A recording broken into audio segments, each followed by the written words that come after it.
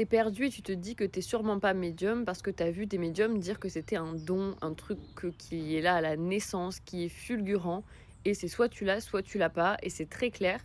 Sauf qu'en fait, ces personnes-là, ce sont des médiums de ce que j'appelle l'ancienne génération où en effet leurs dons leur sont tombés dessus, ça a été fulgurant et ils ont dû apprendre à vivre avec, ça a même été une souffrance, pas du tout un choix.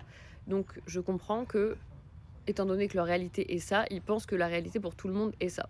Sauf que on ne peut pas prétendre aujourd'hui avec cet éveil massif connaître tout et ça l'appel peut arriver chez une personne de 17 ans comme chez une personne de 60 ans et en fait là, les lumières s'éveillent, on est dans un moment d'éveil magnifique et du coup, tu es potentiellement appelé vers ce chemin. Si tu as des signes de ça, si tu es attiré par ça et cetera.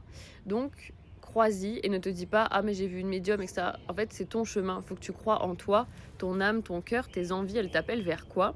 Et si tu as envie d'en discuter et de venir en parler en privé avec moi, ça sera avec grand plaisir parce que franchement, j'ai envie de que tout le monde comprenne que tout est possible et si tu es attiré à être médium, ça peut s'ouvrir en fait. Il faudra juste libérer des choses en toi et te faire confiance au lieu de recevoir ce truc-là fulgurant qui te tombe dessus et en effet t'entends, tu vois, enfin t'as pas trop le choix que d'y croire. Là c'est plus subtil, c'est des signes parce qu'on veut que tu mettes l'envie en fait, que tu mettes l'objectif, ok, j'y crois, j'ose y croire et je travaille sur moi pour y parvenir. Donc si tu as envie d'avoir de l'aide sur ça, n'hésite pas à me contacter.